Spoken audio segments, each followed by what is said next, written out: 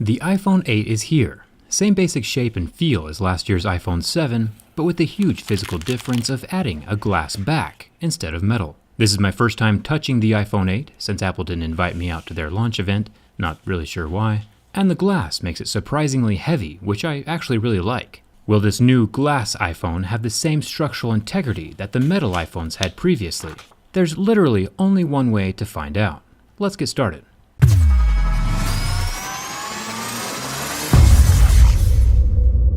Apple claims that this is the most durable glass ever on a smartphone. Pretty bold claim. I've tested over 75 different phones now, and I think we should start with the scratch test first.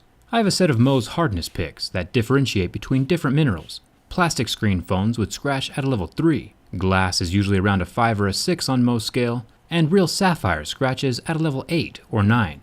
As far as scratching goes, this glass scratched at a level 6. With a deeper groove at a level 7, which is the exact same score that the iPhone 7 got last year, as well as the Note 8 and most other tempered glass flagships these days. When Apple says most durable, they might be talking about impacts and drops instead of scratch resistance.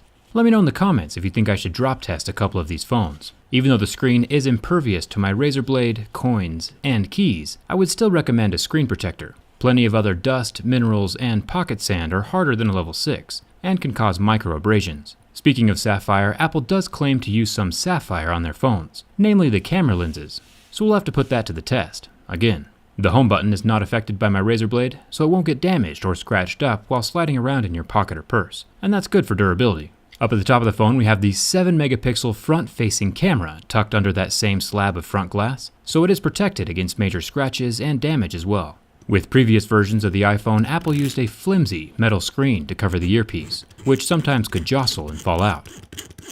But nowadays they use a more permanent, solid metal screen which will not fall out or dislodge. Bonus points for that one. The gold glass iPhone 8 has a solid slab covering the entire rear surface of the phone.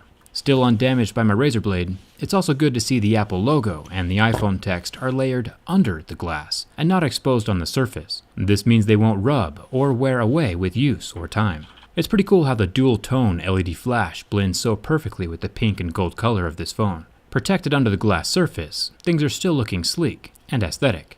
One cool thing is that right next to the camera lens there's a little microphone hole that has a metal grill in it. Apple's attention to small detail and aesthetics is amazing. Most phones just leave it as a hole with no protection. And now for the camera lens. Apple claims that this is made from sapphire. Sapphire is a super premium and expensive and durable material that resists scratching until level 8 or 9 on Mohs scale.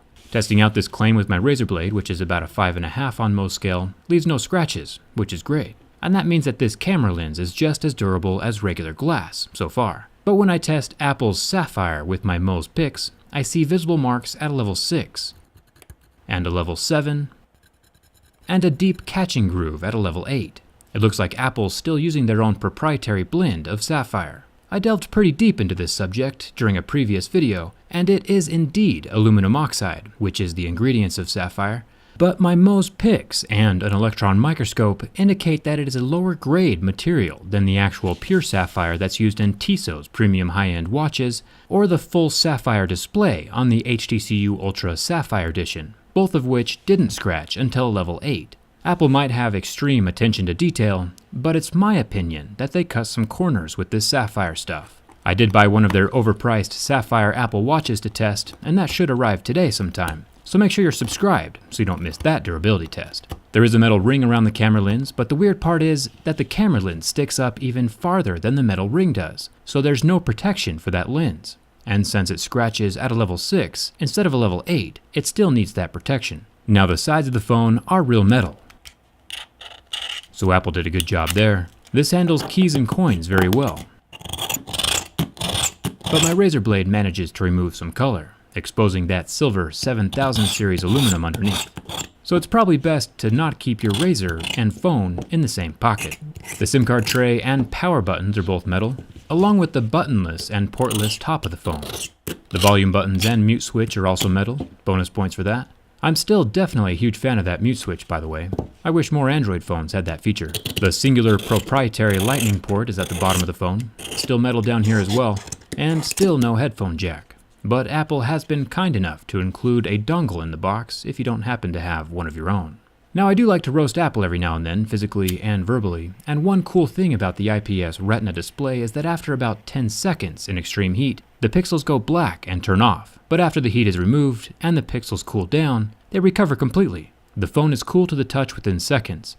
It's still important to not try this on your own phone because the flame does burn off the oleophobic exterior coating on the glass. I have been contacted by several angry mothers whose kids have burned phones, so please don't try this at home. Speaking of things to not try at home, it's time for the ultimate test of durability. Nothing stresses the construction of a phone like a bin test, and whether you're an Android fan or an Apple user, everyone can appreciate a well-built phone. And this is indeed a well-built phone. There is zero flex to this device. If you remember on my iPhone 7 bin test last year, the waterproofing adhesive was ruined by the bend, but this has since been corrected with the iPhone 8. I'm very impressed. There is no glass separation on the front or the back, no matter how you bend it. This phone is definitely Skinny Jean approved.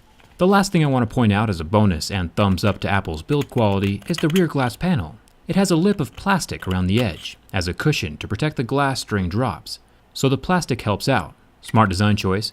The front screen also has a plastic cushion around the glass as well. Most people wouldn't notice this subtle detail, but Apple does put an extraordinary amount of thought and design into their phones. Well, except for the sapphire camera lens anyway.